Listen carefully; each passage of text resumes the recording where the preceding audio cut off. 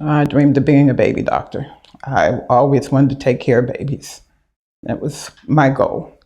And I thought about it doing that, and everyone said that the only way you can get there is education and to volunteer. If you don't have an high school diploma, really, it's hard to get even a janitorial job. And that's a low wage job. So in order to get a better education, you need college. And I didn't feel that I was able to go to college. My situation is not going to change very much because of my age is one. I'm 65 years old, basically. So my education will not change. My position will not change because I'm an older person. And it's very hard to either go back into some type of training to even make a livable wage job.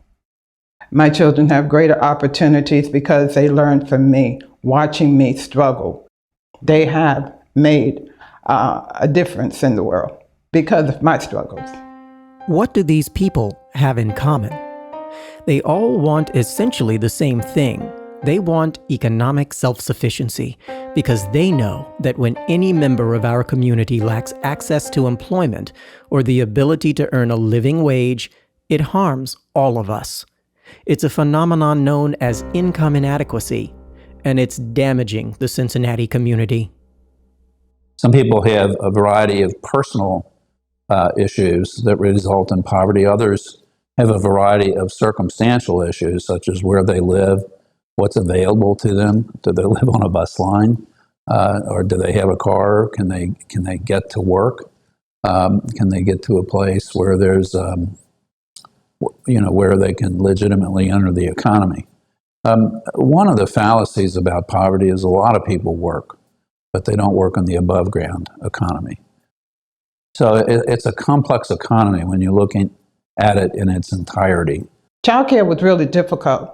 One thing that held me back, not knowing my neighbors that well, not being able to rely on someone to get my child out of school. As soon as welfare reform first started, they offered to bus women and cabs and everything to their daycares and also take them to work. But the only thing was, it was a one-way situation.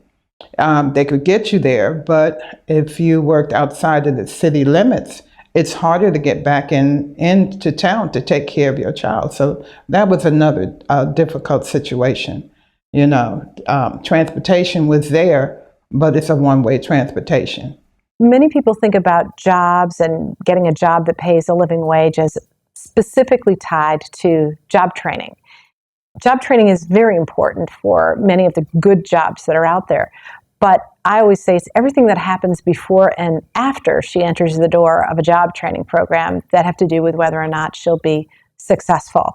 Because it does include, what about those children? How do they get to school? What's the distance between daycare and her job? Does she have to make 2 stops along the way?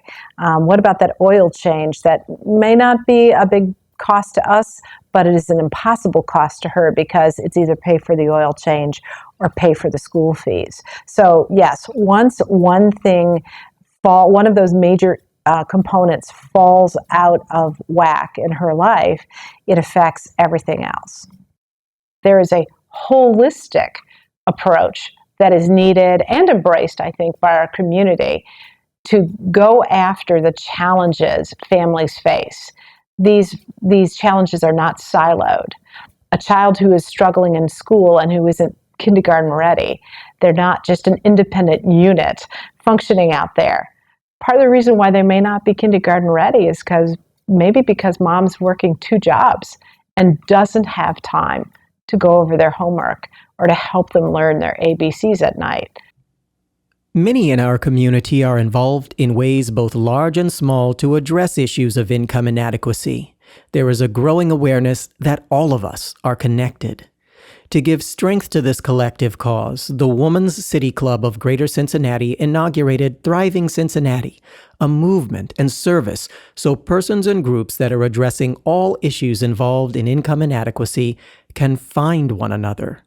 There is no magic solution, but Thriving Cincinnati offers hope through the engagement of all facets of our community. We categorize community as 5 facets: residents, funders, nonprofits, employers, and public policymakers, only because this offers a simplistic description of the many threads that make up the intricate fabric of our society. But make no mistake, everyone has a measure of power and plays an important role in reversing income inadequacy. There are people who are writing about this. Zainab Tone, who is an economist at MIT, has written a good book called The Good Jobs Economy. And what she said is that, employers who pay more find that it pays off, the bottom line. You pay an employee more, they're happier, their attitude, their morale is better, they're present more, they're healthier, they're more productive, they're less absent, they're less likely to leave. We need, frankly, public officials to be more enlightened about the essential nature of these benefits.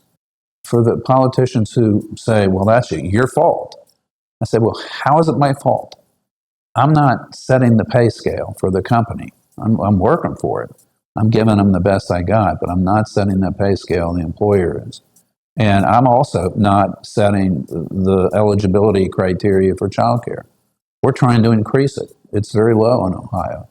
We're trying to get it up some. My point is, and I'll conclude with this, that there's plenty for everybody to do here. We need a more enlightened public. We need more enlightened public officials. And God knows we need more enlightened CEOs and people who are running our economy to understand that they're undermining it by this radical, gap between the top and the bottom. So there is no magic solution.